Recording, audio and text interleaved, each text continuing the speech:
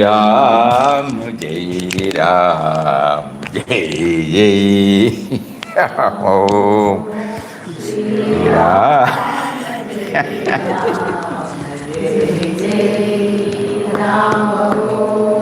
Shri Ram, Jai Ram, Jai Jai Ram. Om Ram, Jai Ram, Jai Jai Ram. Om Shri Ram, Jai Ram, Jai Jai Ram. Shri Ram, Jai Ram, Jai Jai Ram. Om Shri Ram, Jai Ram, Jai Jai Ram. Shri Ram, Jai Ram, Jai Jai Ram. Om Shri Ram, Jai Ram, Jai Jai Ram. Shri Ram, Jai Ram, Jai Jai Ram. Om.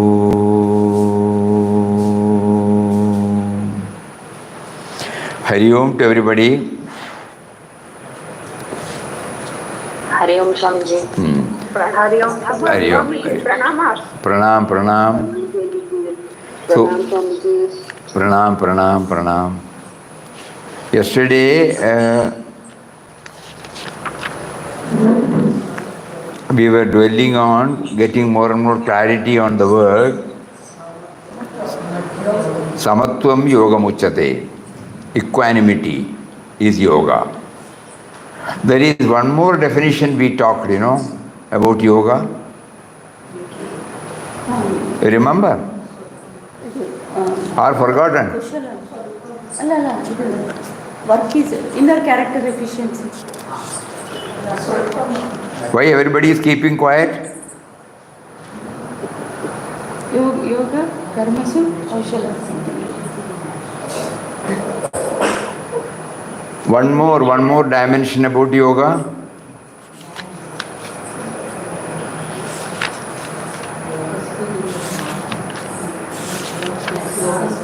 How can we forget? This abandoning all attachment, this evenness of mind. Evenness of mind.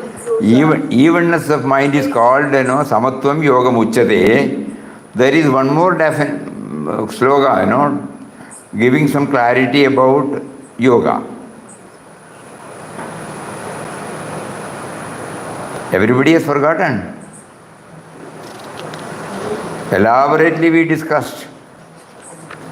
Don't react immediately. Don't react immediately. That was yesterday, How to keep up equanimity. Then for that we were telling, Puja Swami Sachidanand always used to say, never react immediately, so that in the shortest possible time you are to yourself before you ensure that you are out. But there is one more dimension which is very, very important for our day-to-day life. Think.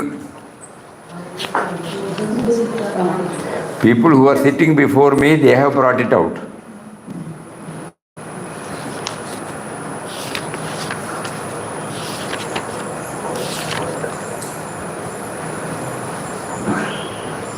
To erase the me and mine? Pardon? To erase the me and mine. The sloka is Bugdi yukto jahadiha uphe sukrita dushkrite tasmat yogaya yujyasya yoga karma sukaushalam. Yoga is efficiency in action, dexterity in action. Do you remember now? Yes. Because this is very, very important. During the chanting time, we are trying to remember Him who is within us. During the non-chanting time, how do we remember him? Right from the moment we get up till we retire to bed, whatever work we are doing, whatever things we handle, whatever we talk, whatever we think, we have been asked to bring in this dimension. Efficiency in action, perfection in action, dexterity in action. Right from the tiniest to the grossest. Efficiency, that means whole-souled attention, perfection. Even in the 12th chapter, when he defines who is my real devotee, who is my dearest devotee, the Lord explains, Anapeksha Shujihi Dakshaha. Daksha means perfection.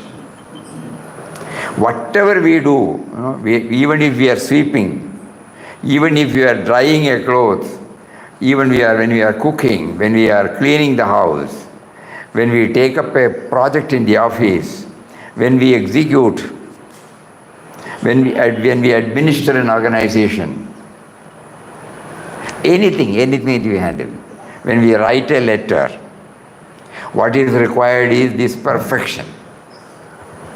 Only when we do it perfectly, there is an inexplicable joy welling up in our hearts. Suppose we draft a letter.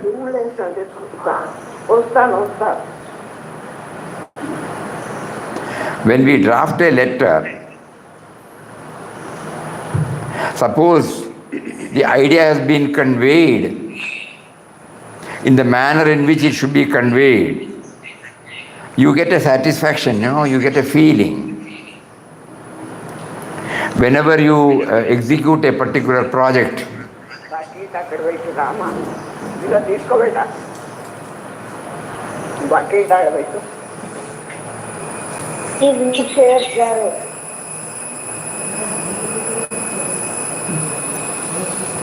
so whenever we do that, what is to be brought in is perfection, perfection, perfection. Otherwise, what happens is life goes on. And what happens? We become a good worker in everybody's eyes. But after the retirement, we become miserable. So Bhagavan says, in all that you do, suppose you cultivate another dimension, outer productive efficiency and inner character efficiency. This is called Yoga Karmasu Kaushalam. Both these dimensions, normally we are carried away by this productive efficiency. You may be an efficient manager, you may be an efficient mechanic, efficient engineer.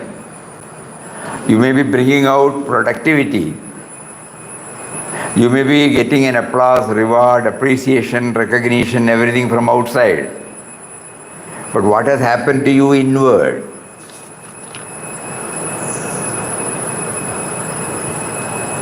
He says, what has happened to the human being? He or she has been a good worker, but he or she has become a broken person after years of productive efficiency. Work has done no good to the worker except his salary or whatever creature comforts could come out of that salary. What about the inner life of the worker? Is he or she rich within, peaceful, fulfilled? In this way, Sri Krishna defines the yoga taught in the Gita as a double efficiency.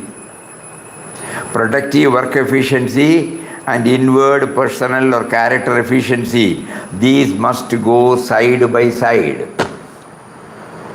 Don't separate these two.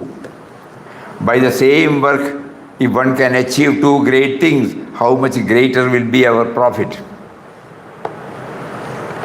In other words, whatever work we do, we treat it as an offering back to Him. In front of us there may be a family, In front of us, there may be an employer or a company. In front of us, there may be a society. But normally we think we are serving the family, we are serving the company, we are serving the society. No. We are offering. When you offer something to an adorable person or a deity, you do it with a sense of dedication. You will not do like this. You will give only like this. So the sense of dedication is the one which promotes inner character efficiency. Every time we bring in this concept of dedication, paying back. When we came to this world, we did not bring anything. Whatever we are enjoying, whatever the basic necessities for our very existence, both are provided by God, the great provider, through Mother Nature and society. So He has given us has assigned us a particular job, like a family being or a professional being or a social being. So whatever we do it with perfection and as an act of dedication to Him. In front of us there is no family, in front of us there is no employer, in front of us there is no society, in front of us there is only Him. Him in the form of family, Him in the form of company, Him in the form of society. So we try to do everything in a with a sense of dedication.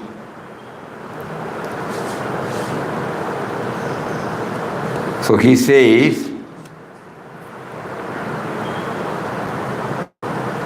so many thousands of years ago, he developed a philosophy where efficiency gets a double dimension, where quantity and quality go together. Are those who work sufficiently peaceful? When they live at peace with each other, can they live at peace with each other? This is the yardstick.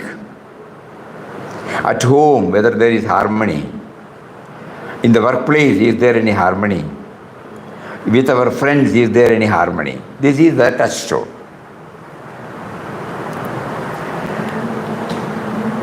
This is a very, very important point for all of us, even for retired people. Every time when we do, right from the tiniest to the grossest, if this dimension is there, not only that we are happy and peaceful, we will be able to radiate peace and joy to all those with whom we come in contact with.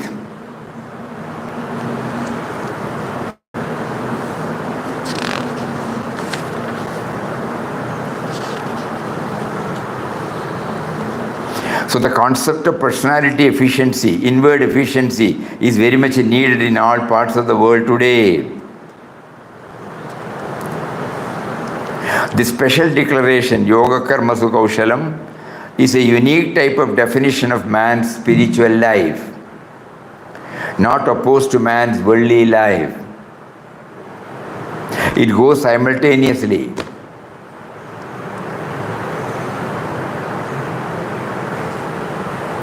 But comprehending both of them. Yoga of the Gita comprehends both dimensions of human life, outer life and inner life. Outer life of work, inner life of inward development. Gita does not make a gulf between one secular life and spiritual life.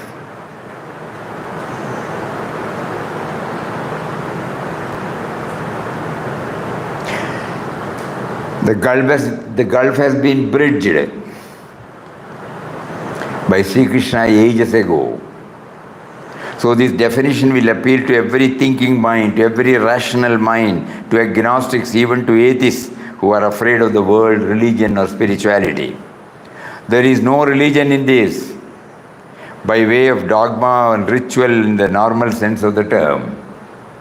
It is a comprehensive philosophy of life, philosophy and spirituality of life that one gets from yoga. It is meant for every human being. Let us, Sri Krishna says, be yogis. Sri Krishna is whispering to everybody, be a yogi. Immediately, many of us may come to the wrong conclusion. To be a yogi, we must be a special kind of people, some magic, some miracle, this and that must be there to the yogis. Sri Krishna says, no, I don't mean any of that. I mean the most normal life with an added depth into it.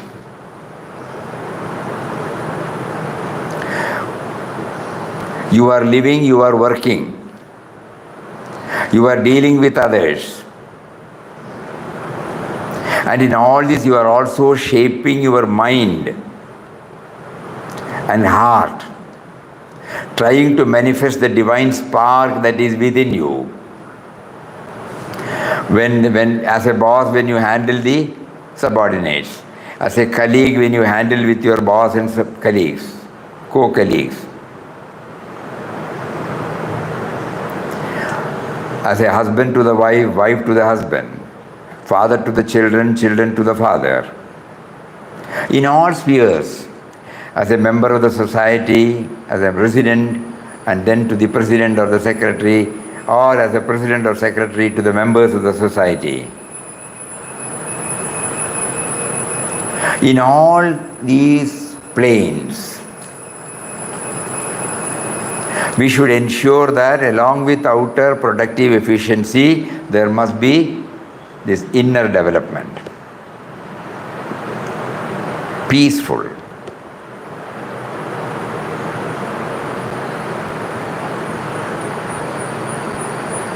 We have many a time shared this anecdote, but for the sake of those who are new, we will again repeat.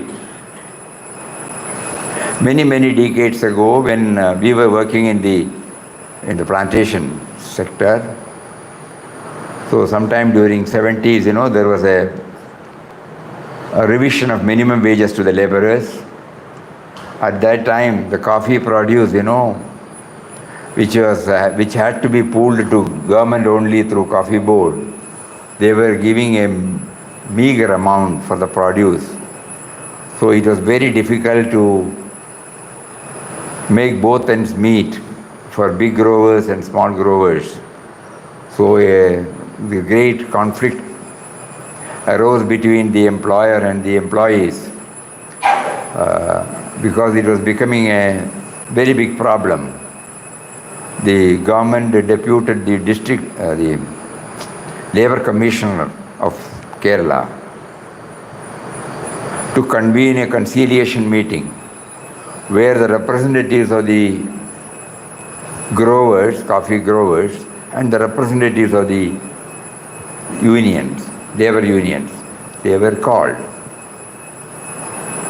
Things were going on smoothly, item by item they were taking it up. Suddenly some union leader said, we don't want to hear anything, we want a hike. So the growers' representative said, it can be proportionate only to the income we get. Suddenly one planter got up and said, we will not be able to do it. Then the whole situation changed. Then they also challenged. Then the challenging was going on, bitter words were expressed. So many things, utter confusion. One grower, he got up, he said, please keep quiet. We have come here to find a solution. We have not come here to fight each other. Both are right. I also represent a grower. But I equally understand that this industry is labor oriented. Without laborers, we cannot manage the industry. Without an estate, labor cannot exist also. So we are all interconnected, interdependent. Let us start our discussion on that basis. And there is a general, cost of living index is going up and up. So it is natural for the laborer to feel that he must get more. And as unions, you are right in bringing up to the attention of the government. But what we are placing before you is, we are prepared to give the hike. But at the same time, government should ensure that we get a good price. If we don't get a good price, how are we to do it? All the statistics are with the government. Cost of production of a particular kilo of a coffee, they have. And what is the productivity of an average grower? That also they have. Total ton production divided by the total number of acreage will give them per acre. And with that, will he be able to give? Cost of production is also worked out by the government. So when he said, we are not fighting each other. We are trying to find a midway where the union demand also has to be met with. At the same time, the interests of the growers are also to be taken care of. When he presented it in a passive in a passive manner, the whole situation became peaceful, calm. Everybody kept quiet. So the union leaders you are not against any hike. We are not at all against any hike. When he made that emphatically clear, then he said, yes, what can we do? What should we do? We will also join in the agitation for getting more. See, the whole thing got changed. Why we remember, that person, grower, presented everything in a way, we need this. At the same time, to be humane. If you become one-sided, the solution will not be there.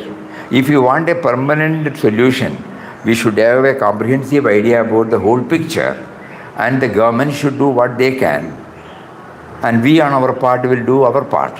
So there is an even-mindedness. It's not merely, to somehow get the things done. So inner productive efficiency, outer character efficiency. When this character efficiency was brought in, everything became cool and calm. And the problem was solved. They were given a small hike, and they said they will also wait. And then it was an ad hoc interim relief. Everything the meeting dispersed peacefully. Everybody became aware of the problem of each other. The way in which we present, how did he get this? Because he is a balanced person. He was in a position to appreciate both. Though he belonged to the growers category, he was able to lend a ear, and after the meeting was over, he called and said, while we present such a thing, we should be very careful. We should not, it is not a place where we have to show our strength. It is a place we become humane. They have got a genuine demand. Ours is also genuine, but we will try to find a midway. So by presenting this, the humaneness, inward efficiency means becoming, in our language, humane. We try to bring this dimension always. That means we are not thinking about me to me. We are thinking about me to we. So when this dimension takes place, even after the work spot, even after we come back from the workplace, we will be happy. Because this humaneness dominates our thinking.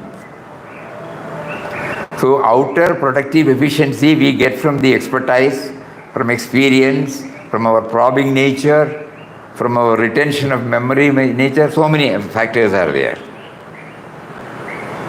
We grasp quickly, we observe keenly. All these are the inputs for outer productive efficiency. Inner productive efficiency, just in our language, let us become humane. Not to think about me and mine. We are thinking about a broader aspect. And the moment we think about everything in a broader aspect, we can see the difference. For example, when somebody does something noble, the moment you hear, the moment you observe, what a joy comes to your mind. You are driving the car, suddenly a cat or a puppy crosses the road. You find somebody immediately rushing up and rescuing the cat and leaving it on the other side. What will be your mindset at that time? Just think about it. Somebody saving somebody, somebody helping somebody. That is humane. The sense, the humaneness that gives us something, an inexplicable joy. We may not be able to explain it what exactly it is, but it is joyous. We are expanding, broader. So Lord Krishna wants, not only we should improve. So when I do more work in my company, suppose I have the feeling that the company takes care of the interests of the employees, company takes care of the employer, company takes care of the customer, I am doing my part. So you see the difference between just wage earner concept. That means not merely thinking about our rights, thinking also about our duties. Rights also you can represent in a way in which you can convince them. But duty is far more important. Duty precedes right. Because the establishment should be there for me to exist. So my first consideration is the establishment should be there. Next comes my right. So the duty consciousness, we can name it as the inward character efficiency. Like that, when we go deeper and deeper into it, we will be able to understand that the outer productive efficiency and the inner character efficiency both are needed. This is what Lord Krishna says. Today, it is a Krishnashtami. I don't know whether you all celebrate it today or tomorrow. In Kerala, Krishnashtami is celebrated today. And we remember, can you get an old Divine Life, that red book? Is that it? Or Divine Life. So on this auspicious day, this avatar, Krishna avatar, what comes out of our mind is the importance of Gita. So in Gita, he says in the second chapter that you should develop this. So on this particular day, when we remember the Yogeshwara Krishna, he is the apex of yoga, apex authority. Appellate authority, we say he is the topmost. He is the one who gives us this. He says, whenever you act, you bring in this dimension. Outer productive efficiency and inner character efficiency.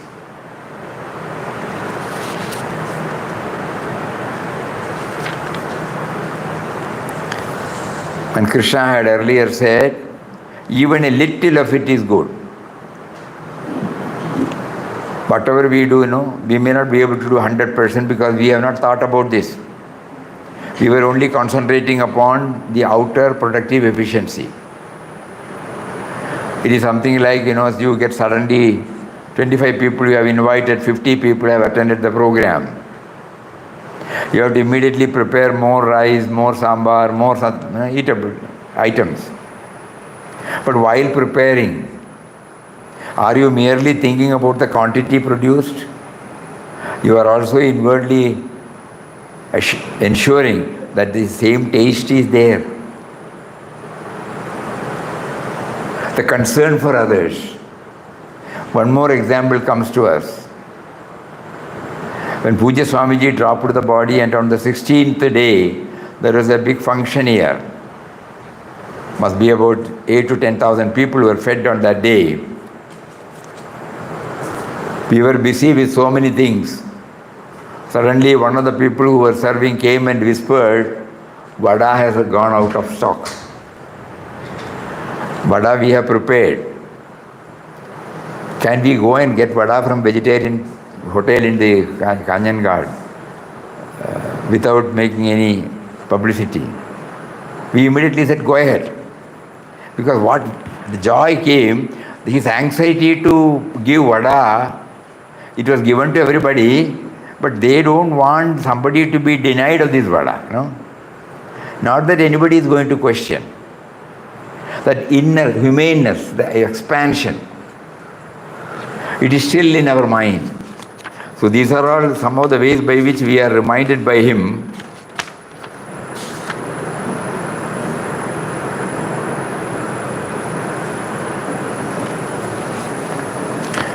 A few words about Lord Krishna today, Papa has beautifully mentioned. Krishna, thou adored ideal of millions in India, in the world, thou the embodiment of immortal love, light and bliss, all hail, all hail, all hail. Thy enchanting beauty ravishes and intoxicates the hearts of thy devotees. The enthralling music of thy flute casts a never-ceasing spell on those blessed ones who lend an ear to it. Thy sport and dance awaken thrills of ecstasy in every fiber of the being who witnesses them. Splendor radiates from their eyes, from thy eyes. Love smiles on thy face. Wisdom flows from your lips. Oh no. I think for a moment we will all break. All of us can go there. Small Krishnas have come. We were reading about Krishna, We encourage them. Please hold on for 5-10 minutes. Balagokulam program, Krishnas have come to the ashram. We will just see them and come back. Yes, You can take your doing that.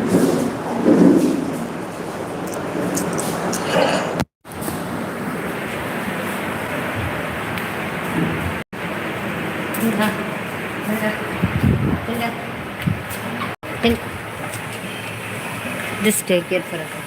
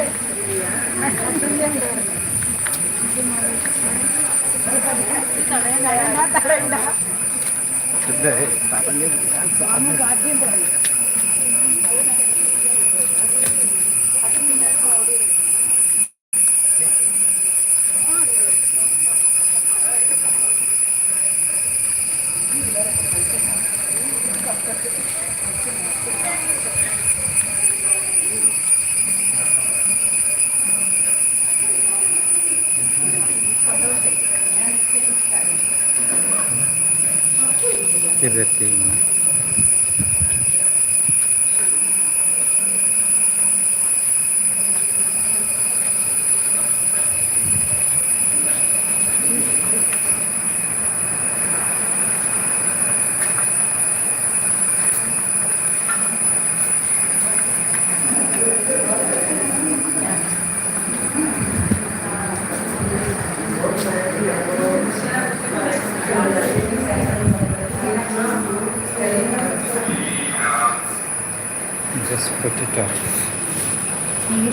here. 1 minute, Shanti.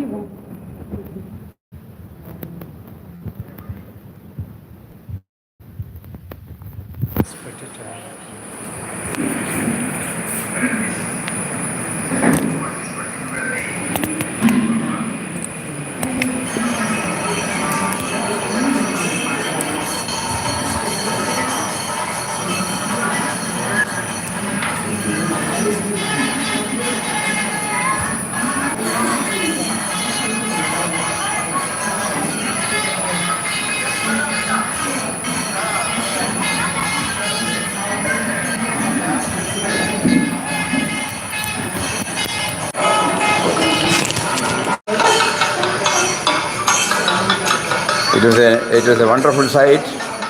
So many tiny tots have been dressed like Lord Krishna.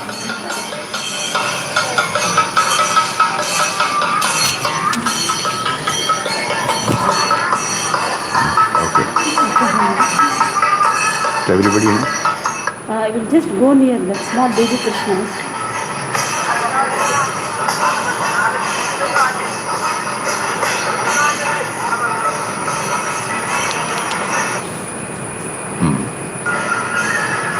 you see the timing. We started reading about Krishna. We are blessed, Swamiji. We are blessed. Papa's words. Exactly at that time, Krishna comes to us in different forms. So Papa says, you can switch off. Papa says, O Krishna, thou adored ideals of millions in India and the world, thou the embodiment of immortal love, light and bliss, all hail to thee. Thy enchanting beauty ravishes and intoxicates the hearts of thy devotees. The enthralling music of thy flute casts a never-ceasing spell of those blessed ones who lend an ear to it. The music is going on, provided we hear. No? The music is going on, we will hear only provided we lend a ear to it. That means when the moment you think about him, we can feel his presence. That is what is meant. Thy sport and dance awaken thrills of ecstasy in every fiber of the being who witnesses them. Splendor radiates from thy eyes. Love smiles on thy face.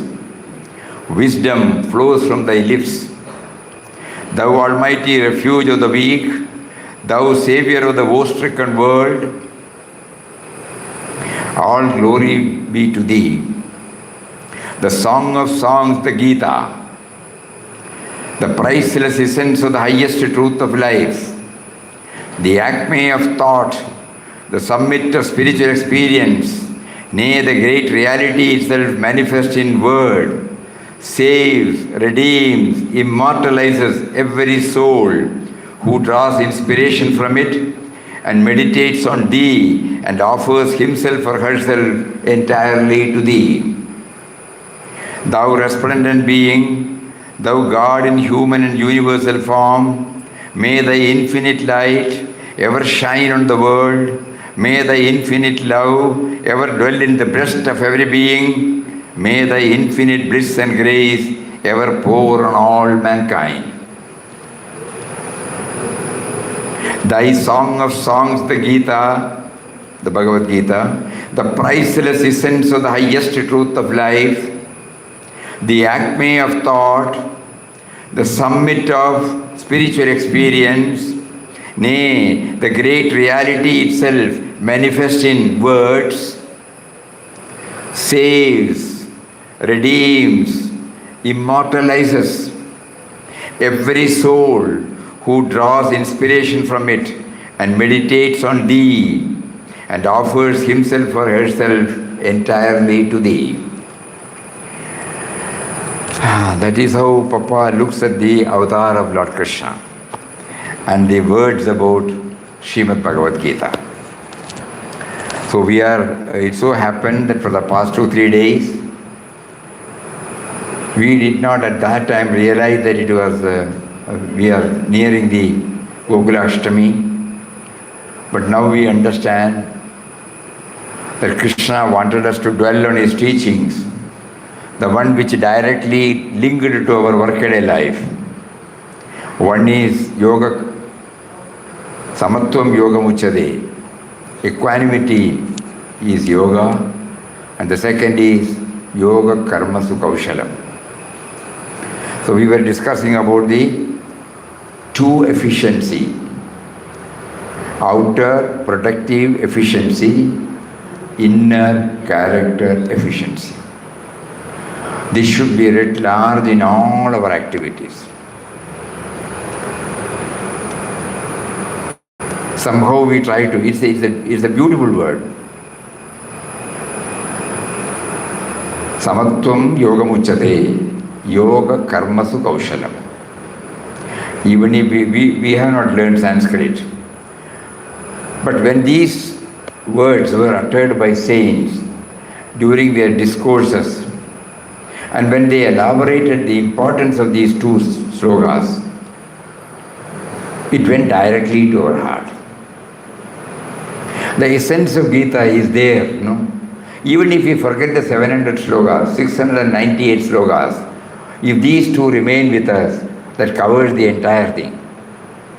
Because that will pave the way to travel through the 18 chapters or through the 698 slokas. So let us all try to not just merely hearing. These two, yoga karmasu kaushalam and samatvam yoga muchate. Evenness of mind is yoga, and two types of efficiency we need. In karma, these two types of efficiency is needed. So he says, Sri Krishna had earlier said, even a little of it is good. We may not be able to implement the whole thing throughout our waking time. But even if a little, Srimad Bhagavad Gita gives a leverage, knowing our limitation, knowing our weaknesses, that knowing our lack of commitment. So it gives us some leverage. He says, Swalpam apyasya dharmasya trayate mahato bhayat. Even if a little we practice, that will lead us to the ultimate. Even a little of it is good.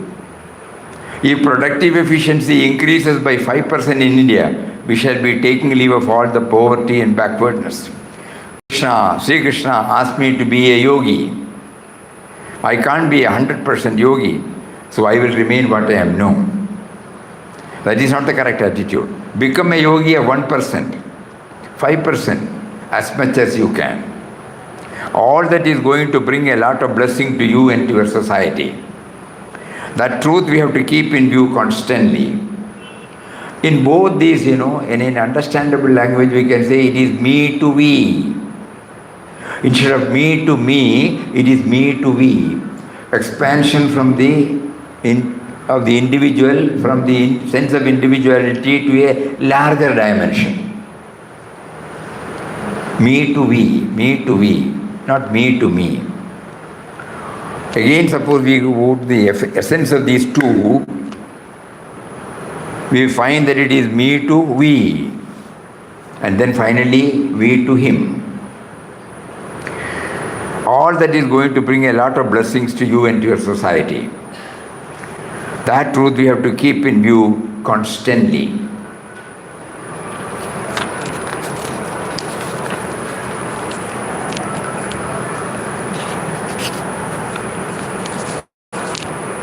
Work hard, bring happiness and welfare to society through your work. This cannot be done by simply praying to God by performing the rituals. We have to do. And then he says, practical Vedanta. That is the yoga of the Gita. You will get its confirmation when we study the last verse of the Gita.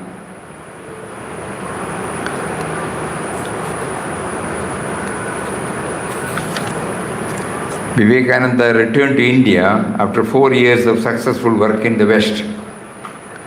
He set to organizing his nation-building, man-making work in India. the Ramakrishna Vivekananda movement. Just like the phrase you have in the Gita, Yoga Karmasu Kaushalam, he gave a similar brief motto. Motto is Atmano Mokshartam Jagat Hitayecha. For one's own liberation and for the welfare of the world. Combine work for the world with work for your own spiritual liberation. Combine work for the world with work for your own spiritual liberation. If the first part of the motto is not emphasized, we become used as a machine. And when the machine is old, it is thrown into a scrap heap. That will be our condition. That should not be. Atmano mokshartam. You must become freer and freer. This cannot come unless you orient your work situation in this inward direction. Not merely a productive individual. A machine also is a productive unit. Some of the machines can do more work than you and I can do. When you cease to work also, you have some value within you. An intrinsic value. Raise the nation, raise the people to the highest level of human development. That is external work. While doing so, Atmano Mokshartam. Be free spiritually. Achieve your own spiritual perfection. This is the message you get in this definition of yoga by the Gita.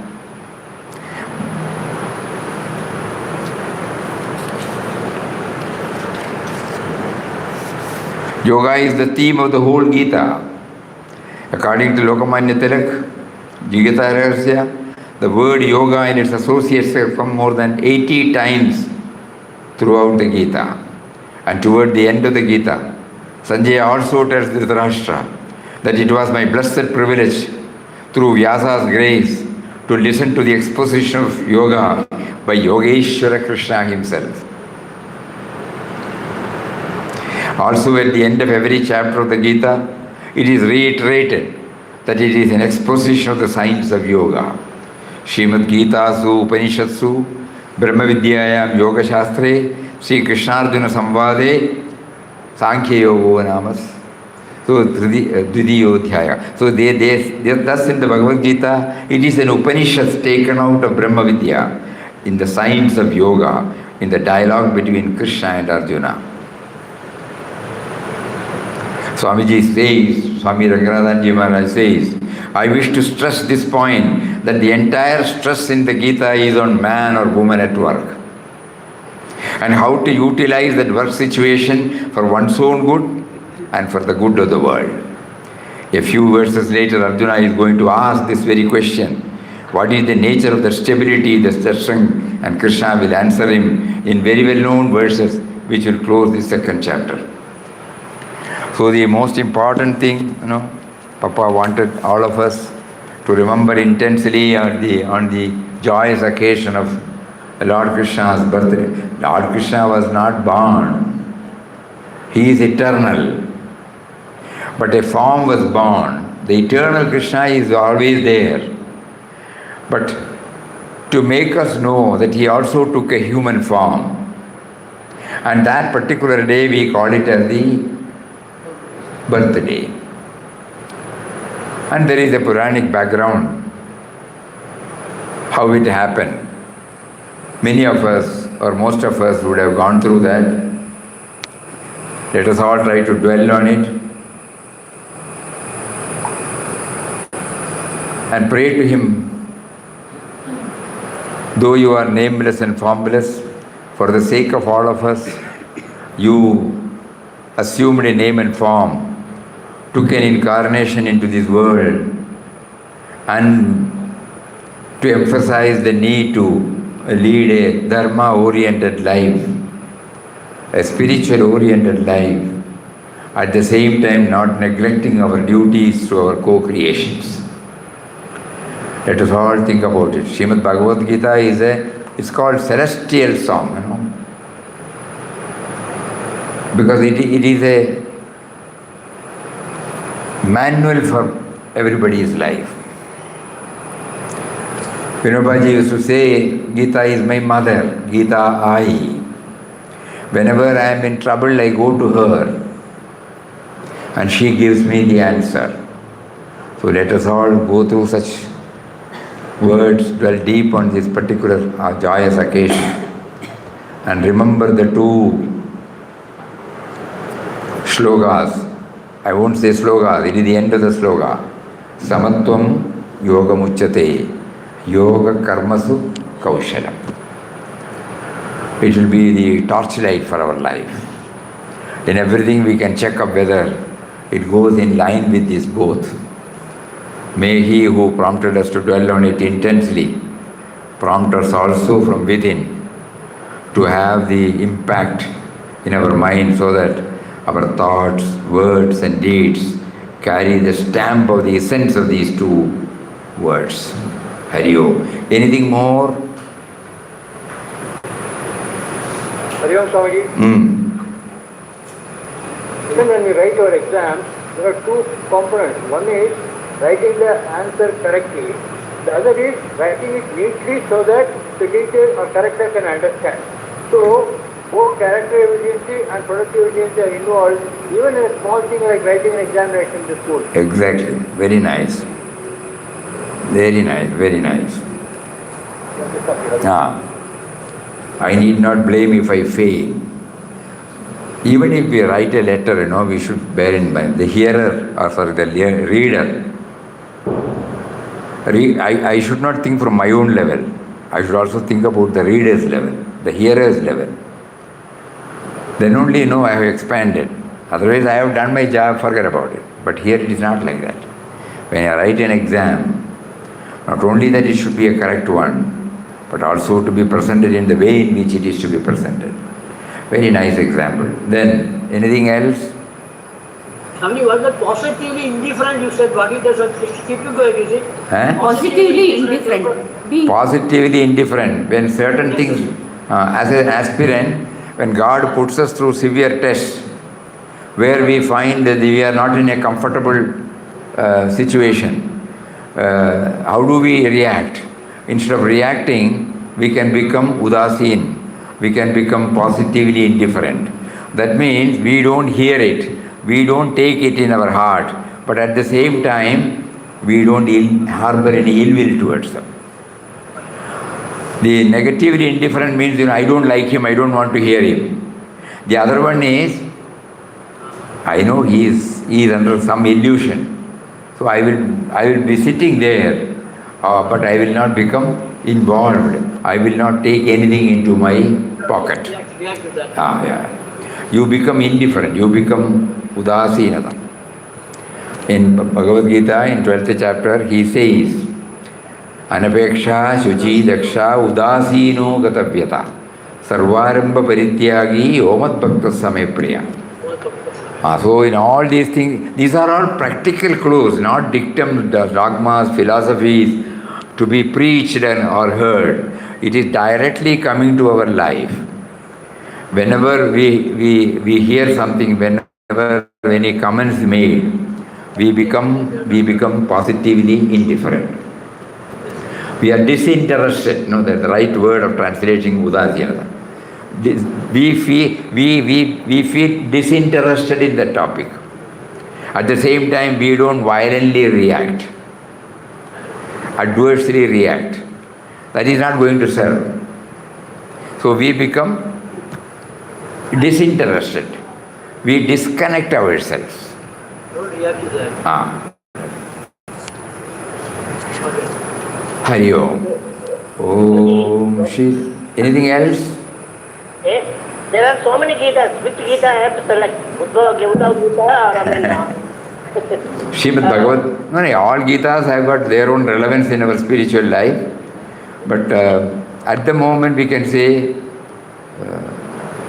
Srimad Bhagavad Gita. Uddhava Gita has its own importance. Avaduta Gita has also its own relevance and importance. But normally when we say Gita, what comes to our mind is the Srimad Bhagavad Gita, where he is addressing to the man on the field, not to a selected or branded people called spiritual aspirants. It is to the common man, to the common field, common life. Hari Om. More of it tomorrow. Just general. That is general. Just general. More of it tomorrow. Om Shri Ram Jai Ram Jai Jai Ram Om Shri Ram Jai Ram Jai Jai Ram Om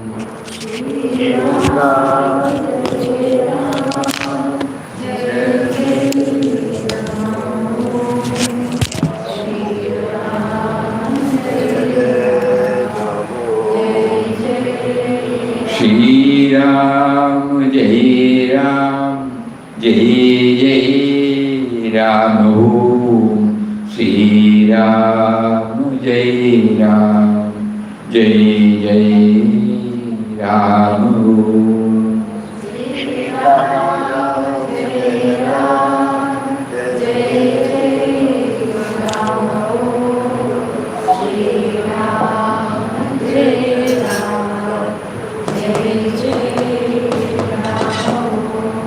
Om Shri Ram Jai Ram Jai Jai Ram. Hari Om. Hari Om, Hari Om.